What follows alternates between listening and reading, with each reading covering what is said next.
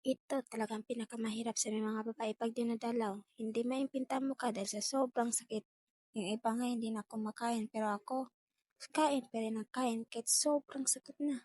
Agoy, pero kailangan talagang kumain kahit unti para may laman ang tiyan. At pagkatapos kong kumain, ayan, hindi naman talaga natin mapigilan na masuka, di ba? Pagkatapos kong magsuka, ayan, nakahiga naman tayo.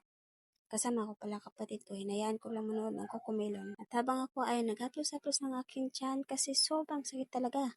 Hindi ko na alam kung ano gagawin ko, kung magtutuwad ba ako o hindi. Kahit ano pang posisyon gagawin ko, ganun pa rin. Ayan, pinukpok ko na talaga.